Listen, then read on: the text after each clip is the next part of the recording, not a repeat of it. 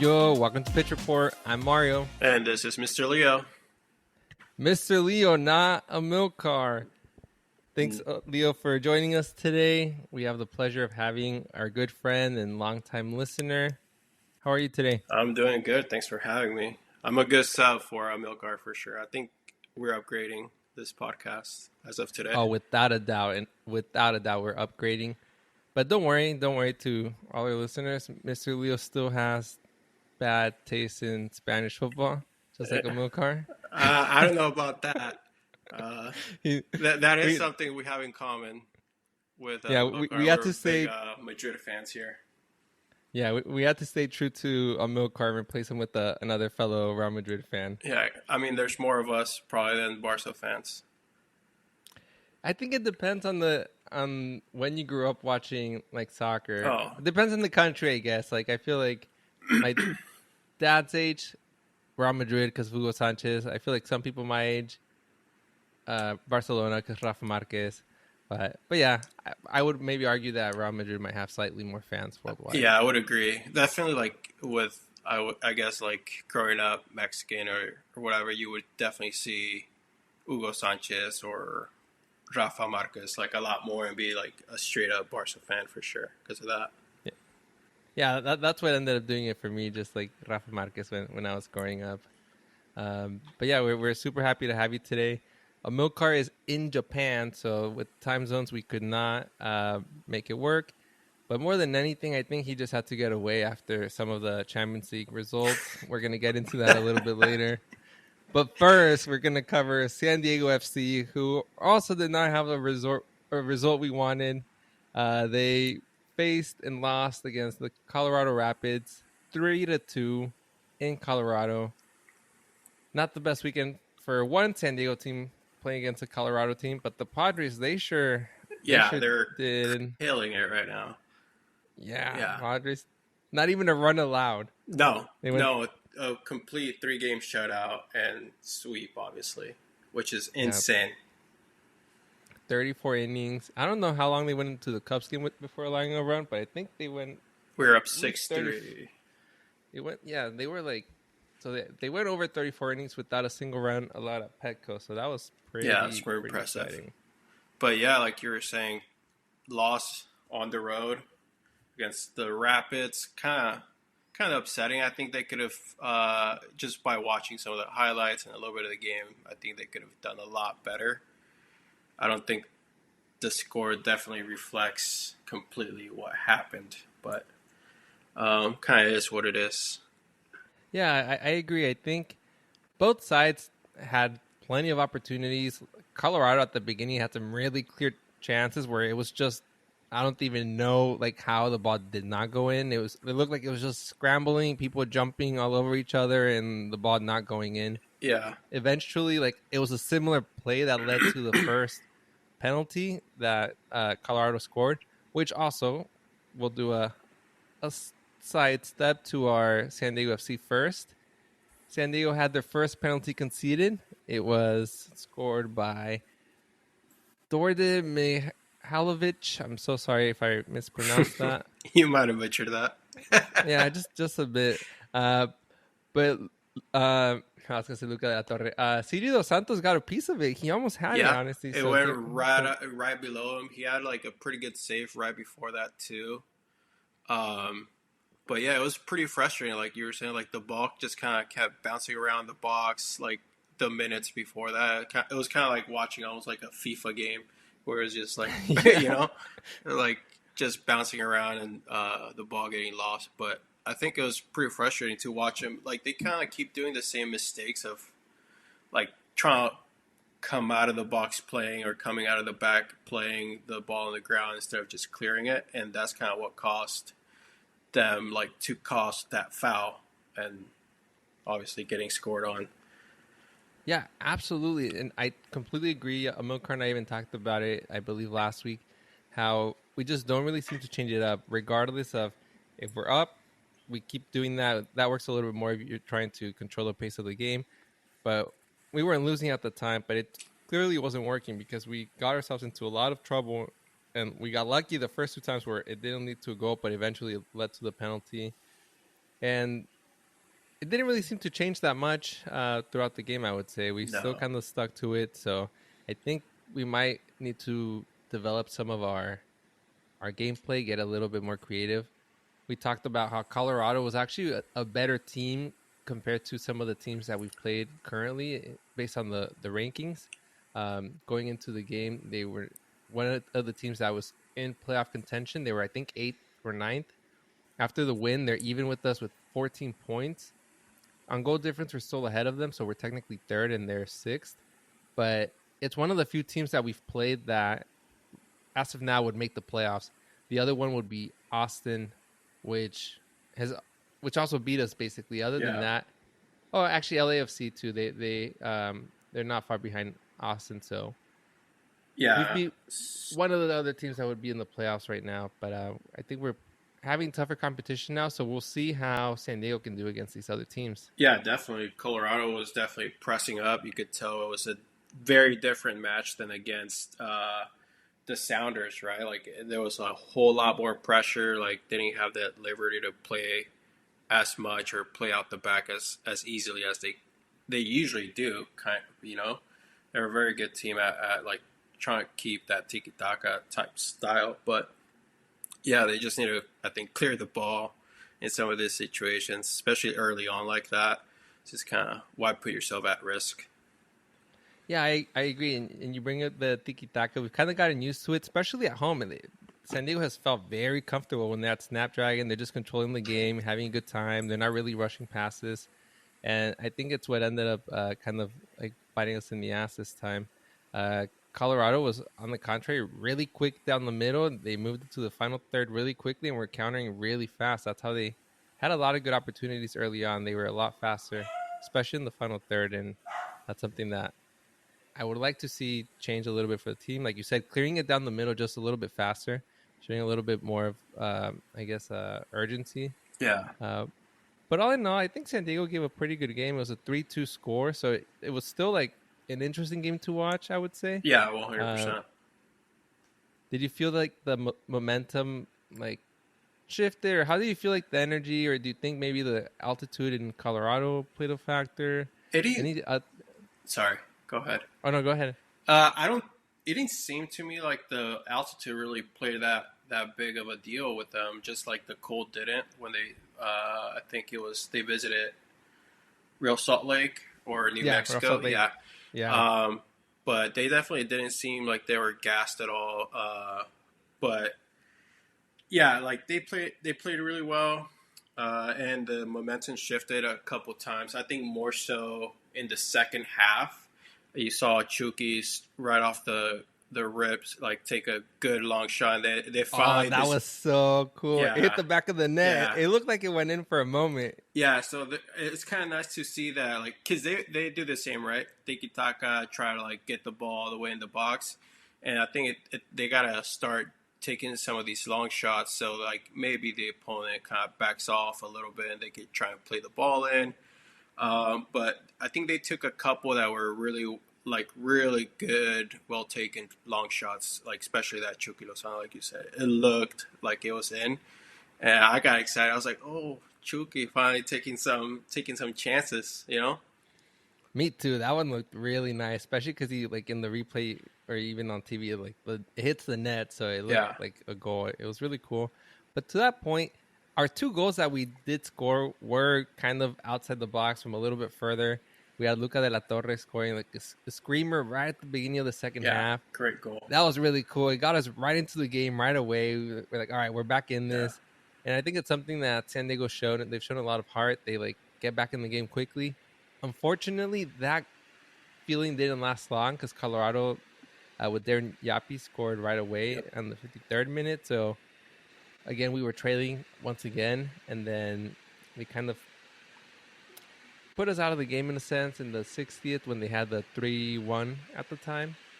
And after that, I kind of felt like it was going to be a little bit more difficult. I didn't feel like we were creating too much, and then Tomas Angel scored a goal in the 89th minute to make it exciting. So I almost thought we were Yeah. going to maybe run away with the tie. I really, really believe once that goal was scored, I was like, oh, we're going to tie it. Yeah, Or there's I a really thought good the chance. same thing. Like, especially, I think it felt like it was even for a little while. Well, I guess for like literally like 4 minutes, you felt like they got their spirits up, like you said, after Luca de la Torre's goal, which also like it was on his weak foot, like which is crazy, right?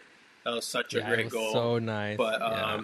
yeah, like you said, when Angel scored that goal, like I was like, oh, we've got a chance, like because we've scored a couple like last minute goals, and uh, for whatever reason, it's a lot harder for them to score in the second half. But um, yeah, I mean, overall, I think they had a lot of missed chances, which I think bit him in the butt.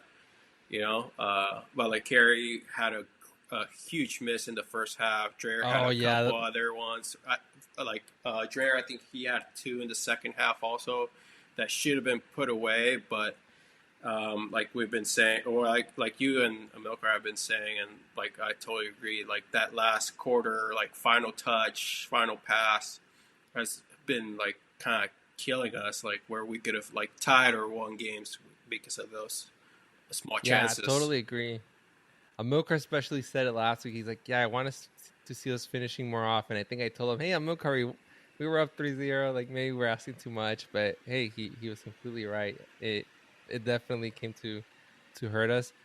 But I'm still excited at the fact that San Diego FC has not lost a game by more than one goal so far.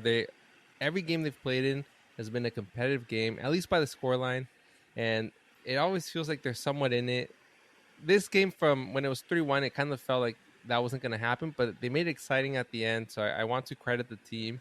Hopefully they are able to continue this and just pick back up to the way that they've been playing and get a win next week when they're playing Charlotte, Charlotte. actually. Yep. Yeah, shout out to our friend April, big Charlotte fan. Um, but yeah, hopefully they can get a win there and continue like to what has so far been a very impressive season. Third place on the Western Conference for an expansion team is pretty good right Yeah. now. So hopefully we can continue doing that and just keep playing like fun, interesting soccer. And yeah, Yeah, I completely agree. We're definitely still in it. It's super early in the season. It's only, I mean, including this week, it's the ninth match day, right? Out of 30 something, yeah, that's 32. insane. So It feels like it's been longer. yeah, it really does. I think it's just been very exciting to have a team in town and being able to like have another sport to watch. Like it's crazy. I have something to watch almost every single day now. With Yeah, especially I with had my San Diego FC, and it's really exciting to have it like literally down the street. yeah, total yeah, because you're just a few trolley stops away, right? We're like a 5 minute ride. Yeah, Oh wow. Yeah, I was watching the game this weekend. Like my iPad had like the Padres game, and then on the TV I had the San Diego FC game. I was talking to my younger brother too. He was saying how like on Saturdays when like both San Diego teams, or there's three San Diego teams, but when like multiple San Diego teams are playing, like you see people out with their jerseys, Padres race jerseys, San Diego FC jerseys, like wave yeah, jerseys. So it's just like really cool to have more than one thing. yeah, 100. So yeah, And like people are, you could see them like sometimes show up if it's an earlier game. Like they'll show up with their Padres gear to Snapdragon. So just kind of cool to see like everybody's like all in for all the teams really. yeah, it'll be cool later on if they do any sort of like collabs where like maybe a Padres jersey with like San Diego FC Oh, colors that or one's like gonna vice happen. versa. Matt even Yeah. having partial Oh yeah, ownership. you're right. Yeah, It's it's There's gotta no be. way it's not gonna happen. I think probably next Yeah, season when they actually can have like a more, I guess, designed uniform or kit. You know? yeah, yeah. Because right now, when I've noticed when we go to like the games or tailgates, all the fans have like the same couple things because there's only been like about a year or so of the team existing. Yeah, So yeah, a lot of the gear is kind of like people have the same one. So yeah, it'll be cool to see it diversify a little bit more. yeah. But like you said, we're still in it. It's super early on, and we're only 4 points, 5 points behind the first place in our conference. So I think they can make a run for it for sure. Like they at least make it a playoffs, and I think that's huge for like an expansion team. You know. Absolutely. I agree. Without a doubt, we're still in it, which I think is a good transition to our next segment where that question will be asked about some of the teams as we're covering the Champions League quarterfinal leg one. So we had four really, I guess, a couple competitive matches and four, or then a couple that were not as competitive. But we had PSG winning 3-1 at Aston Villa. No, sorry. PSG winning 3-1 again. Yeah. No, Aston Villa. Oh, I'm sorry. I'm like Oh getting no worries. confused. Aston Villa was visiting. Yes. Okay. Yes. So we had Yes. Aston Villa losing 3-1 at PSG, Dortmund losing 4-0 at Barcelona, and then Real Madrid losing 3-0 at Real Madrid. No, at Arsenal, and then Bayern losing 1-2 at Inter. Sorry, the way I wrote it, I don't know what I was thinking at the time. I Oh just could no not worries. understand any of it.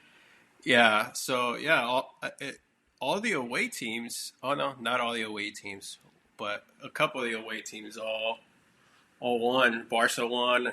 Or no, that's totally wrong.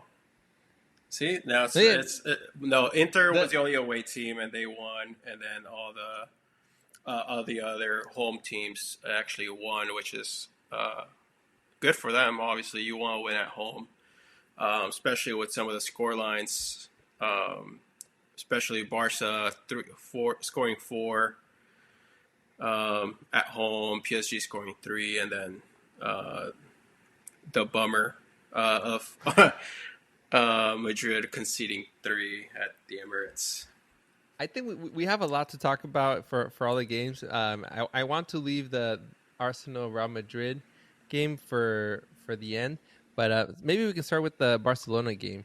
I think it was a 4-0, pretty dominant win over Dortmund. Is there anything that you saw here that stood out to you really, other than like just pretty one-sided match? 100%. Like, I think most people, maybe everyone except Dortmund fans, thought that this is just kind of like a, what would you call it? It's just a game two games that need to be played by Barca. Like I didn't expect Dortmund to compete as much. I think they were lucky enough to make it to this stage of the Champions League, and not necessarily because they're a horrible team, but they're just not at that level as they used to be a couple years ago, Yeah, that they played at last year when they made it to the final against Madrid, right? yeah, But totally agree. Barcelona is on a whole nother level this season. Like it's actually like I hate to admit it, but like they're probably like top, if not the second best team in the world right now. Yeah, and I think I totally agree with you. Like Dortmund, even like in the Bundesliga, they're having a pretty forgettable season. As it stands, they won't be qualifying for any European soccer. And I think the season for Barcelona, for me, has been a welcome surprise. I think the last few years, it's been a talk about an organization that hasn't been run very well, that at times an organization that's basically broke. And they're kind of in a way getting bailed out by like really young talent that is just completely overperforming for what you would expect, I guess, or just so early on, you know. No, one So hundred percent. You wouldn't expect some of these youngins who are like in their third, some of them like third season in professional football, or I guess the first team at Barca. Like they're just doing really great. Like especially Lamine Yamal after the Euros, it's just kind of been he's kind of been unstoppable. He had a few dry months, but he just plays very well, right? Um, yeah, but yeah, Barca has definitely like stepped it up. Which I mean, after 10 years of suffering, it's probably nice to see as a Barca fan. I'm sure. Like it's just see you could have been a Madrid fan and you would have to suffer through any of that for 10 years. yeah. I like to think the 2000s were pretty good for us, and then like early teens as well. Um, Agree. I I was younger to I maybe would have appreciated it a little bit more now that I'm older. So yeah, the timing maybe wasn't great, but I'll take it. Um, But what do you I will. think of what? How did you see the team? Obviously, very dominant. But did you see anything I guess, stand out at all. I just think their attack is so solid, and I don't really see a lot of like that or that many weak spots. Yeah, I think the team is just extremely talented. Rafinha stole a goal from I don't know who he Cubarsí. stole it from. Yeah, but at that point, I think like you have to play it safe and make sure the ball goes in. But I thought that was kind of Yeah, funny. that one reminded me of the goal that Nani stole from Cristiano in the Euros a few years ago, and it was marked offside.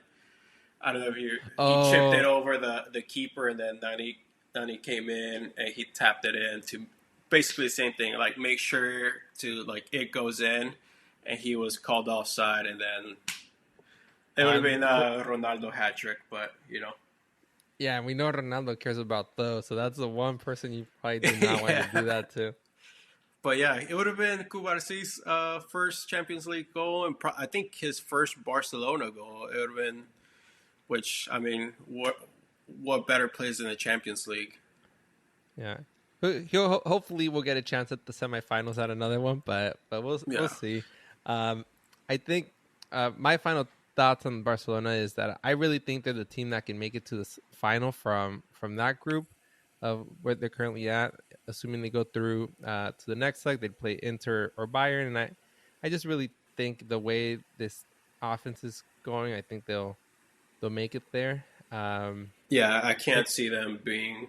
I think just Dortmund wasn't the team to stop them. I think Inter will go through and give him a hard time, and that'll be good. Yeah, and I think we can maybe transition from there to the other game of that day, which was PSG and Aston Villa. Aston Villa went ahead early with the 1-0 goal, but then PSG responded and scored three, and it kind of just felt pretty one-sided after that. And this is a game that I thought PSG was a team that was ripe for being upset just because I was saying that their league hasn't been that competitive. They already have it in the bag, so they might not come in with the intensity they need at this stage. But I was completely wrong, and I will not probably say that for the rest of the tournament. Yeah, I would say initially, I was like, oh well, PSG like they're not known to like make crazy runs in Champions League. Like it'd just be like another like failed Champions League season for them, and then Dembele start popping off. I think at the time right now he's got 33 goals this season, which is crazy. I think it's his best season of his career, and he's making a real run at the Ballon d'Or in my opinion. Like he's playing extremely well, and PSG just as a whole, like they have a very young team just like Barca do, and they're just playing. They play very quick, very fast, and I think a lot of teams can't keep up with that. Like you said, Aston Villa scoring first, I was like, okay, this is gonna make it really interesting, especially because they've been playing pretty decently in the Premier League. They're not gonna win it, obviously, but they've been very competitive, and they've been very competitive in the Champions League. And so I didn't expect it to go as one-sided as it was. But PSG, they're kind of unstoppable right now with their young talent and getting Kvaratskhelia from Napoli this season. Like he's played so well for him. I don't know if you saw his goal, but it was insane. That was the second goal, right? Yeah, that was the second goal, and then Doué had like that screamer from outside the box, and Oh, that was so nice. Yeah. like it's so satisfying to watch Dibu Martinez get scored on. I don't know why. I'm just not a big fan, but all three goals that he got scored on, they were great goals. I mean, he's a great keeper, and the only way you're gonna score on him is scoring insane goals like those. Yeah, that's what it. Yeah, I completely agree. That's what it takes, and that's what ended up happening. And he finds himself, obviously being in the Argentina team, he finds a way to just make it far in tournaments, and he's a big, I guess, fixture in whatever team he's in. So Yeah, I agree. Yeah, it'll be interesting. Do you think this is a? I'm assuming for Barcelona that it's like done Done already. deal. Yeah. But do you think there's a chance going back to Villa Park that Aston Villa can maybe pull something off? Like No, they'd have to at least win by 2 and take it to extra time. no, I don't think so. I think that one is not necessarily sealed, but I think the chances are very low for Aston Villa to even get 2 goals on PSG. And it's hard to keep PSG from scoring. Like, it was hard for Liverpool to keep it from scoring, right? So, um, yeah, I think PSG will just take it and move on to the next round. Yeah, I completely agree. I think this one, yeah, I really like the point that you said about keeping PSG from scoring. I don't see how they don't score at least 1 and Yeah. probably 2. And at that point, you're looking like at a 3-1, 4-2, just to send it to extra time. So, yeah, I'd say it'll probably, be PSG moving on. But don't get me wrong, it's a big surprise. It's awesome to see like a new team in those situations, right? Like, it's kind of refreshing. Besides having like our regulars, Bayern, Inter, Madrid, Barça, in those matches, now you have a little bit more variety with Aston Villa moving on. I think it probably helped that. I mean, the new format didn't necessarily help because they would have probably been at the top, if not second place in their group, regardless the way they've played. But yeah, I think it's not necessarily a complete failure if you lose at this stage of the Champions League. Yeah, I completely agree. And I also always like seeing new teams. One of the things I like about this tournament is that I find out about a new team I've never heard of almost every Champions League. Usually they don't make it this far, but I agree. It's really nice to see like a team that's not as common in the Champions League. And Yeah. Aston Villa, we might see them again next year. They're currently in 7th, so they're about 1 point out from the Champions League right now. So there's a good chance that they can make it. So we'll see. We'll maybe not see them this year for a lot longer, but I think there's a good chance we see them next year. I think one of the closest contested matches, at least from the scoreline, was the Inter Bayern game. I'll be honest, I thought this was maybe like the least exciting from the games that I saw, at least from the highlights. Yeah. So I didn't really have too much to talk about here. I hate that my birthday twin, as I call him, Harry Kane, didn't score or win for that matter. But at least, I mean, Thomas Mueller kind of showed, hey, like I'm still here. Exactly. Yes, I'm still here. I'm not leaving quite yet. And honestly, he gave him some life at the time. It tied the game. Unfortunately, Inter went ahead again shortly after, but he's kept them in it. It would have been great if they went back with a 1-1, but now they get to go back to Allianz Arena and see if they can win it 2-0 straight up or No, or they that's where they played. They played at home this week, so they're playing away at Inter. You're complete. Yeah, I think it's the kids threw you off. So a little fun fact: Bayern cannot wear their red kit while playing at home and playing a Champions League match because their numbers on the back are black. So the UCL has some rule about making it easy on the viewers, and it has to do something with visual issues that people may have. Really? So like, yeah. So I was reading about that earlier today because I was like, why are they playing in their tan uniform? I thought that was strange too. Oh, okay. Mm-hmm. Wait, so they can't wear their home uniform anywhere or just for Champions League matches. Oh, okay. Oh, interesting. Because for UEFA has they have different visualization rules or something strange. But I was reading about that. I thought it was very interesting that's like I didn't even know that was a thing or something that people were necessarily worried about. I did not know that was a thing either. Yeah. The more you know. I guess red and black, because I know Borussia Dortmund, their colors yellow and black, but I guess anything pops against yellow, really. Yeah, so I think it's just because if people have maybe some type of vision impairment, like it's not as easy for them to see it. I don't know what the whole thought of that is behind it, but I'm a big fan of the tan jerseys that they played with. Yeah, they look really nice. They are very clean. I really like them. Yeah. But like you said, Mueller goal, which was really cool. He came in as a sub. He got that. He got the goal.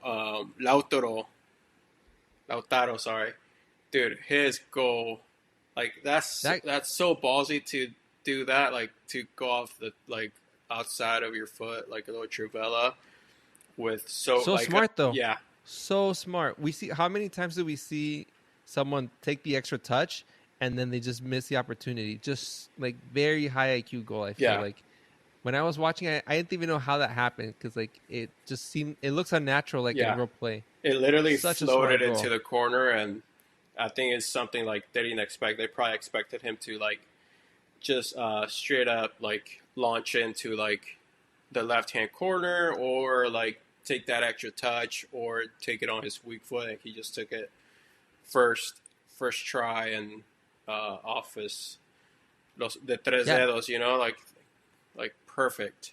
yeah, yeah, perfect. Tres dedos. You look at that, you don't even know what happened. You're like, wait, what? Like it looks like it's Yeah, a glitch or something. yeah, it looked Yeah, very weird for sure. But what a goal! Um, yeah, it did seem like a very boring match overall. And I think that's typically how it goes with German and Italian teams. You know, very defensive, kind of they play on the counter, which ended up working out for Inter because that's kind of how they scored both goals. Which again, going back to the Lautaro goal, uh, what was it? What was this dude's name? The one that gave him the assist. I don't know what. Duram, dude, genius assist. He kind of just touches it, like leaves it like in place for Martinez to oh, score. like the kind of like a backheel pass, Yeah, right? like barely touched this. He like set it on a like literally silver platter for him, and yeah, it reminded me of Guti type passes. You know, like he always passed the ball like back heel or some weird way, and yeah, but Yeah, it always fascinates me like the field like scanning abilities and like the vision that players have because in my rec leagues I only know what's happening immediately in front of me. I'm basically playing with like the horse visor things. yeah, oh yeah, like just yeah, I get what you're saying.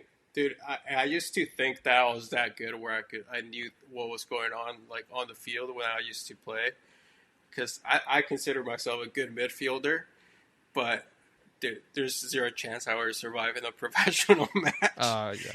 Just, but yeah, and like I was saying, like the whole counter type play style like ended up working out because the second goal to take the lead for Inter came off a very fast counter. Fartesi scored, which was a great goal too. Like it was a great cutback, um, like very like well centered, and he finished luckily. Which I don't know if you saw, but he was very emotional. His grandma passed that day, or passed away the day before, and he was giving a whole interview about how much that goal meant, especially after like losing his grandmother. Oh Yeah, wow, so I did not know that.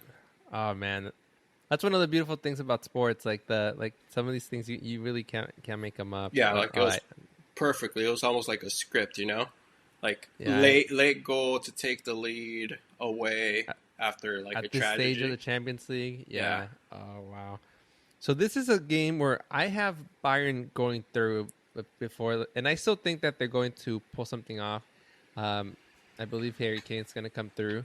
Amilcar had Inter actually going through. What's your prediction? Who do you think is going to go through in this one? Inter. Yeah, Inter, okay. I think Internazionale is gonna take it for sure. And I think that they're in contention for either also like first or second, at least top three teams in the world right now. They're doing really well. They're first place in the league, which is still very competitive. It's not as one sided as maybe like the German or the French league right now for PSG and Bayern. But I think yeah, I think they're a great team. Like it's because you don't have huge names in that team, and it's very yeah. surprising. It kind of reminds me of when Mourinho won the Champions League with a bunch of old men, you know, like one Oh really young yeah, guy. So like it's just like Snyder, yeah. yeah. So you kind of I have think I have those vibes where like, and then I don't know. I think they're a great team. They just play very well together. I think they'll go through for sure. Interesting. Okay, and do you think they're going to win the game this week, or do you think they like go through with the tie? Or I think it'll be a very similar score line. I think it'll be probably like a 2-1 or 1-1. okay, yeah, that's fair, especially for an Italian side.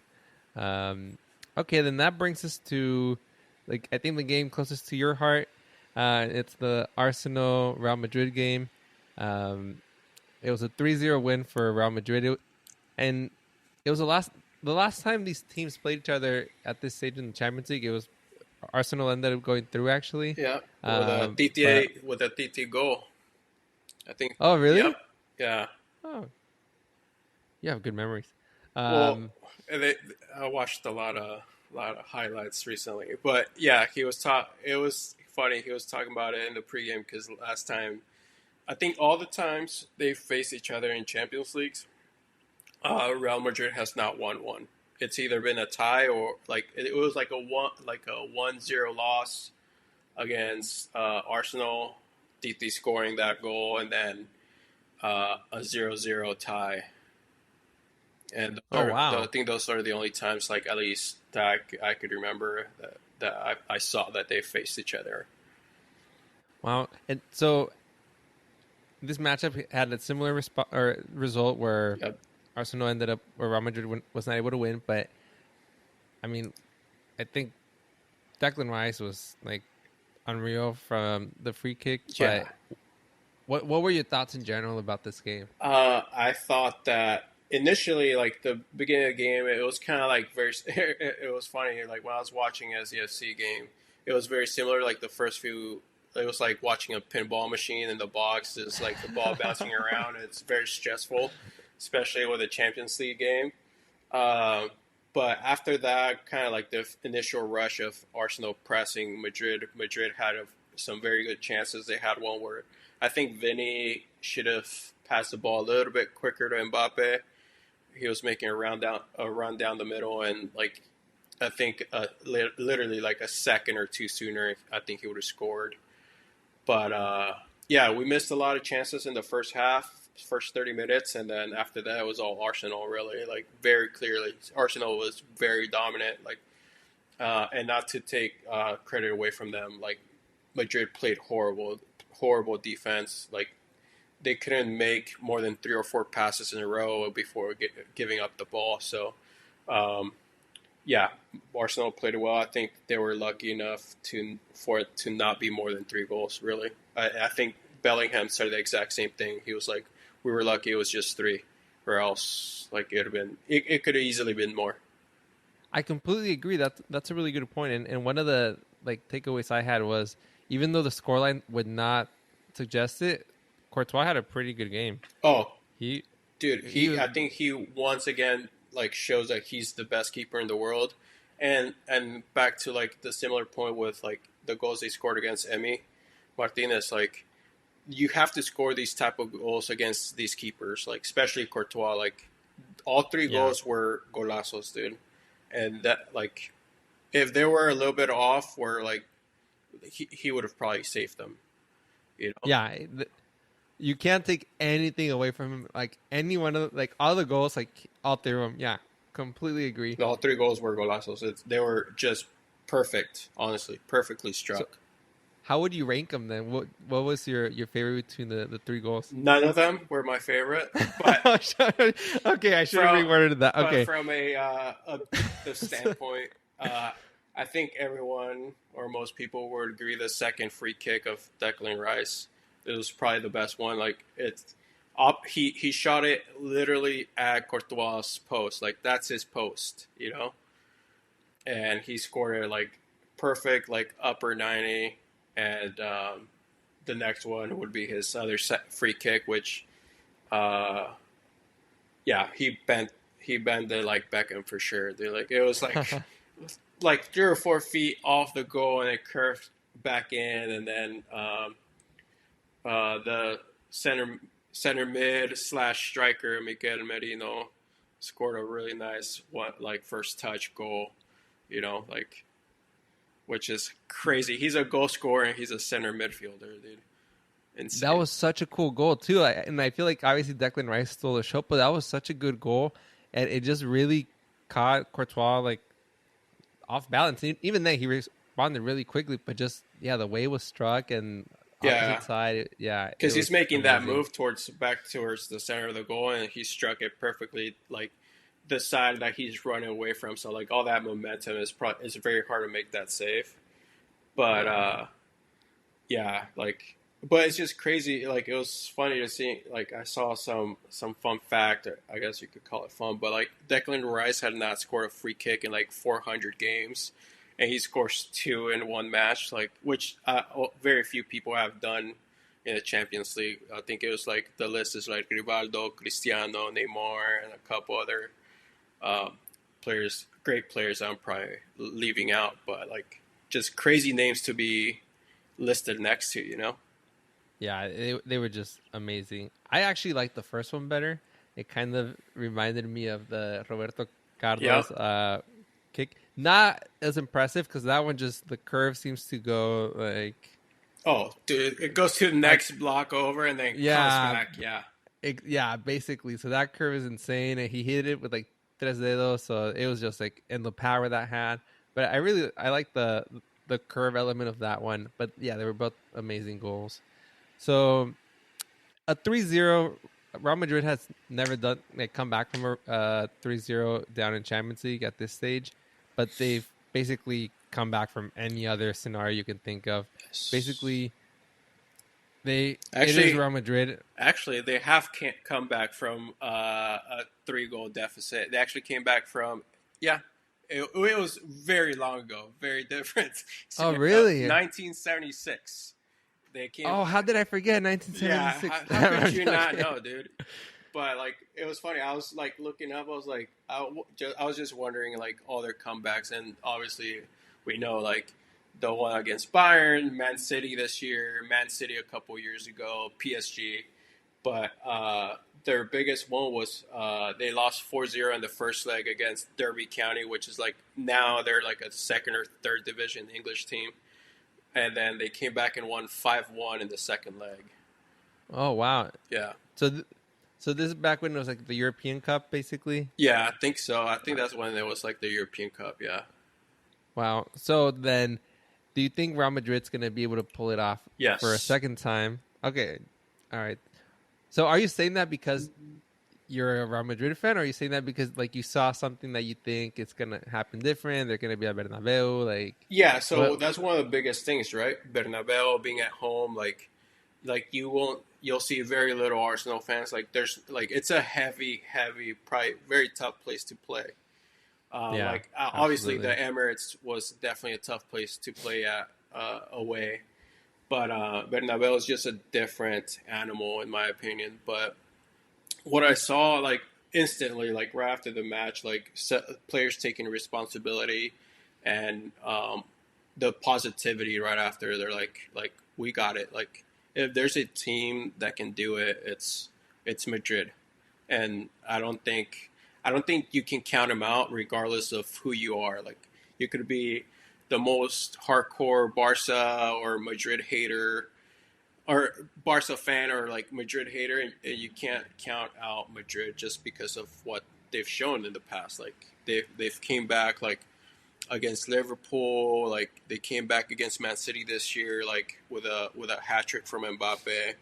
Um, there was another like Ronaldo hat trick against Wolfsburg. They were 2-0 Oh down yeah. in the first leg, which everybody was shocked, right? Wolfsburg to beat Oh Madrid yeah. 2-0, and then Ronaldo scored a hat trick They in the were second yeah. leg. So, He had that like that free kick that went in between like the wall. Like yeah, that was insane. And I completely agree with you.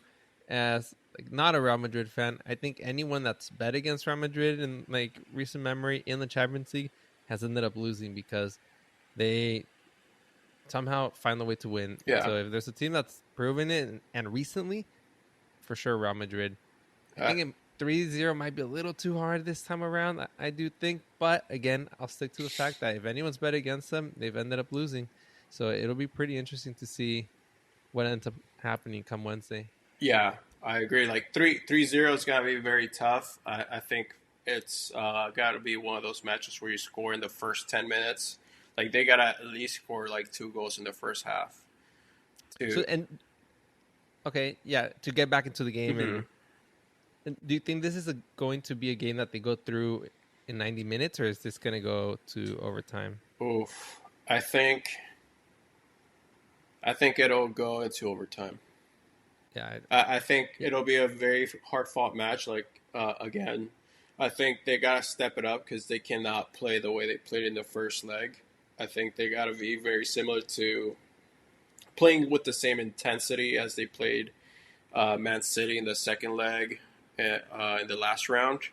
Like you have to just go like balls to the wall. Like you have to push and press and fight every single ball because every single one's gonna be important. You know, like you can't let up. And I think these dudes got it. I think they want it. You know. yeah, I agree. And I think on the Arsenal side, are they going to rely on free kicks? Like they only had two out of the three goals were set Yeah. pieces, so So I it think was that's just one of the things. I had that written down. I was like, you got to prevent those fouls so close to the box. Like that's what killed us. I think even if it would have been 1-0, we were lucky. We would have been lucky to have not conceded more. And I think just those set pieces were what really killed us. yeah. I think they were very demoralized after the second one, especially because it was so quick. Like it was like the first one, you're like, okay, like crazy goal, and then the second foul happens, and you're like, oh, not again. You're like, And there's then no way he scores another one, and sure enough, it's even better than the first. You hey, know? but game recognizes game. Did you see him Yeah. mop his face? He's like, Oh, okay, I okay. don't think none of those dudes could be like they could like it's almost hard to like be mad at it, you know, because you just Yeah, watch it and you're like, wow, dude, like golazo. Like, yeah. what else are you supposed Honest, to say? yeah. I'm more Not mad honestly. about like Camavinga committing that second foul. You know, like it's just like dog. Like Well, you saw he them already have. had two yellows. I think he was missing the next game regardless. Yes, yeah, it was Anyways. like a foul like closer to the end of the game, and he got sent off, and then he would even if it would have had one yellow, he would have been out for the next match, which is great. I mean, like it's fine. We have Ceballos coming back, but like it's like we lose one comes back, and we lose another. It's just kind of like an ongoing battle with Madrid, with well now the suspension for the next match, and then a lot of injuries for us. Yeah, I mean, if Real Madrid's shown anything, is that they're resilient and they're gonna have to be that and maybe a little bit more to get through on Wednesday. But we'll find out. Luckily, in about 48 Yeah, hours, how that ends up looking. I think we have one more segment we want to talk about, and that's our pitch of the week. So that'll we're just going to talk about what pitches we had. Leo, do you? Oh, sorry, forgive my manners, Mister Leo. yeah, Do you have get a it pitch for correct. this week? I did have a pitch of the week, and I think I already said it. Unfortunately, it was gonna be the Bayern kit. Okay, Yeah. that that they couldn't know, but please go into detail. Well, it was just well, I think I kind of mentioned it, but like watching the highlights, I'm like, that's very strange. They're at Allianz Arena and they're playing with an away kit or like their third kit, which never happens, and then Inter playing with their home kit. I was like, that's very strange. Like, and then I heard like one of the commentators saying like, oh yeah, they can't wear their red kit for whatever reason. So I had to start doing some research and how to do with some like probably visually impaired people. Like it's harder for them to differentiate between the red and the black, or like being able to see the numbers, which it's hard to see who's who anyway. Sometimes on like while watching a game, but I thought it was pretty interesting. It's kind of cool that they care that much about their product as far as like televising matches, I guess. Yeah, and about like a good viewing experience because most people ultimately do watch the games from not in person. So Yeah, I I just naively thought I was like, oh, I guess that's her home kit. I didn't think about it much further than that. But yeah, that's thanks for the additional yeah. information. I did not know that. I have two pitches of the week. My first one is soccer related, and it's Andre Onana, the goalkeeper for Manchester United, who just basically had just potentially cost Manchester United, hopefully not, their spot in the Europa League. We'll see if they can hopefully like bail him out and go through to the next round. Yeah, I think that's a guy you need to sell. Like he hasn't been a great keeper. Like he was a good keeper before he showed up to Man U. He was good for a little while, and then right now it's kind of been. I think statistically, this is the worst season for Manchester United, and it's not completely all his fault, obviously.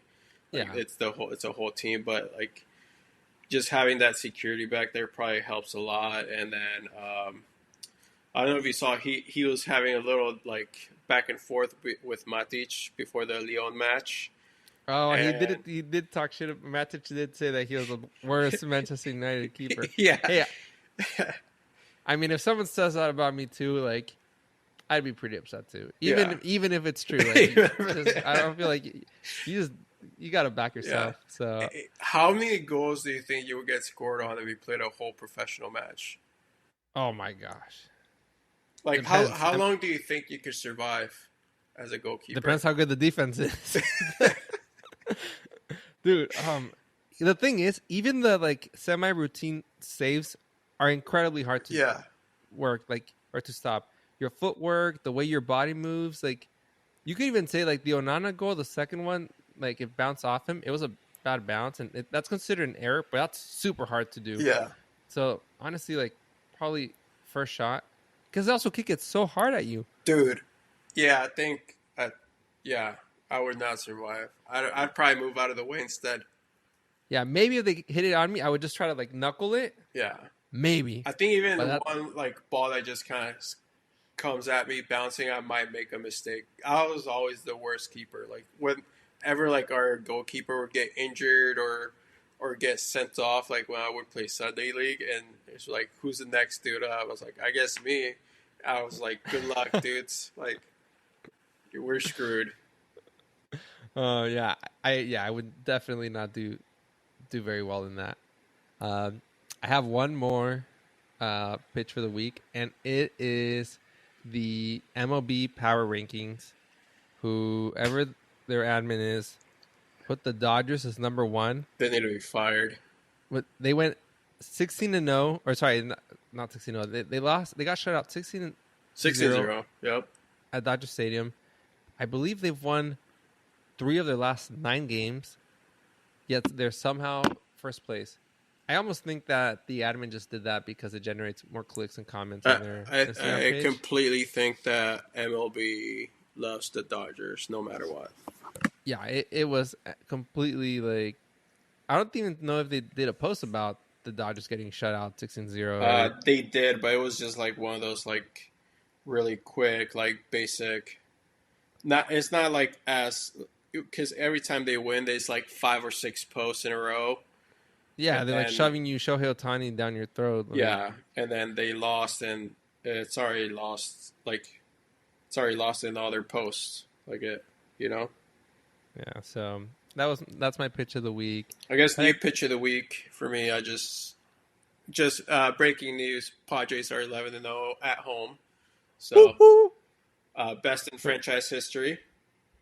Wow. Yeah, they're 14-3 at home in their last 17. So I think that's just including regular season games, not postseason. Wow, that isn't great. That's incredible. So if you're a Padre fan and you've gone to a game this year, they have not lost in San Diego. Wow. Actually, neither of the San Diego teams have lost in San Diego. Nope. Or San Diego FC has not lost in San Diego. I think the Wave might have also not lost in San Diego yet. I don't know. So. They just played on Sunday. They lost on Saturday. Maybe. And were they home at that game? Yeah. Okay. We're driving by and we're like, what's going on? And it's definitely a lot more empty than SDFC games, unfortunately. Well, I need to get out there because I actually really like their jersey, and I want to go experience one of the games. But you got shout out to Brent and Brenna. You got to go to a game with them. They love going. Yeah. She actually came to one of the games with us. I think it was the first game. Yeah. Okay, so next week we have San Diego FC away. Away. They're playing Charlotte, and hopefully they can get back to form after the loss. And later this week, we're going to recap the round 2 of the Champions League quarterfinals. Mr. Leo, thank you for stepping in for Amilcar. How was the episode? Will you come back with us? I would love to come back. Yeah, for sure. All right. So later this week, we'll have another episode with Mr. Leo. You heard it here. He's coming back. We also want to give a shout out to Amilcar. I hope he knows that we do not miss him. I'm just kidding. Amilcar, we miss you. Hope you're doing well. Hope you're enjoying Japan. Yeah, I think we just upgraded the podcast. So if you prefer me and Mario only, let us know. If you would like to add Amilcar once in a while, also let us know. Yeah, we can have him come in as a guest speaker. We're taking over.